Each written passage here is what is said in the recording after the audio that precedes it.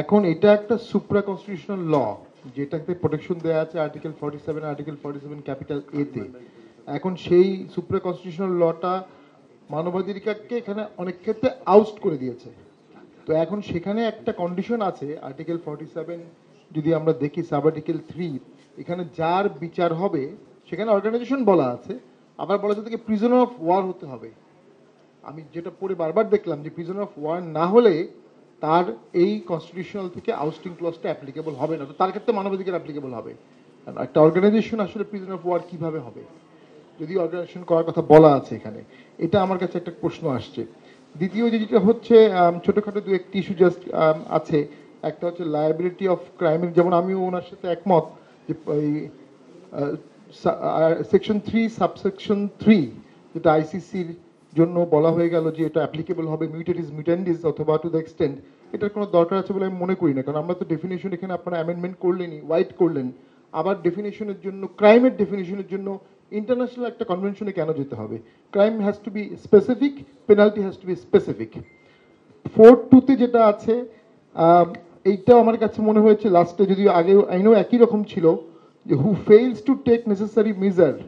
এখন who fails two টেকটা কিন্তু আসলে হচ্ছে কোনো ব্যক্তি, কোনো অফিসার, এবং তারপরে সরাসরি ফেইলারে চলে আসছে, তার ডিউটিটা সম্পর্কে এখানে বলা হচ্ছে না। Who fail to take necessary measure or who is under an obligation or responsibility to measure, তার অব্লিগেশন ছিল সেটা সে করে নেই, ওই জিনিসটা মনে হয় এখানে আগের আইনেও গ্যাপ ছিল, এখানেও ছিল। এবং অ্যাকচুয়াল এবং কনস্ট্রাকটিভ ইন্টারন্যাশনাল আইনে কী আছে জানি না, আমার কাছে মনে হয় কনস্ট্রাকটিভ থাকলে এটা হার্শ হয়ে যায়। আর এরপরে 4 ক্যাপিটাল ইজ ওয়ান্ডারফুল একটা মানে জিনিস, খুবই সুন্দর, ফেয়ার। এবং 12(2)তে যেটা আছে যে প্রভিশন অফ ডিফেন্স কাউন্সিল আমরা বললাম, কিন্তু ভিতরে গিয়ে কিন্তু আর ডিফেন্স কিছু নাই। সো হেড নোটস অ্যান্ড ভিতরেরটা এক না, ভিতরে জাস্ট বলা হয়েছে মে অ্যালাউ ফরেন কাউন্সিল। এখানেও 10 বছরটা আমার কাছে খুব হার্শ মনে হচ্ছে। এটা আমরা কোনো বিচারপতি বা বিচারকের কোয়ালিফিকেশন বলছি না, লয়ারের কোয়ালিফিকেশন বলছি। আর 10 ইয়ার্স ইন ক্রিমিনাল আমরা কিভাবে মানে এক্সামিন করবো? জানি না ইন্টারন্যাশনাল ক্রিমিনাল কোর্টে কোনো মেম্বারশিপ আছে কিনা। অ্যান্ড 13 ক্যাপিটালে ওয়ান্ডারফুল সেকশন, খুবই অ্যাপ্রিসিয়েট করার মতো। 19 যে অ্যামেন্ডমেন্ট আসছে অসাধারণ।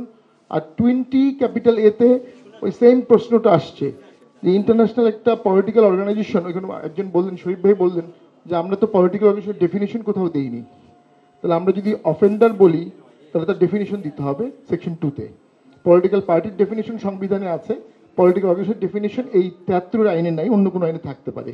তো সেখানে যদি একটা পলিটিক্যাল অর্গানাইজেশন যদি প্রিজনার অফ ওয়ার না হয়, আরেকটা বিষয় আছে, একটি পলিটিক্যাল ইস্যু, আমরা কি লাস্ট ঘটনাগুলোকে ওয়ার বলেছি কি না? ওয়ার না বললে তো আমরা কনস্টিটিউশনাল প্রোটেকশন এই আইনে পাবো না, এটা একটা পলিটিক্যাল ইস্যু রয়ে গেছে। তো আমার মনে হয় এই 20 ক্যাপিটাল এতে প্রথম যেটা আছে ব্যান নন এক্সিডিং 10 ইয়ার্স, দেন আবার এটাকে কন্ডোন করা যেতে পারে, এটা ক্লামজি হয়ে গেছে।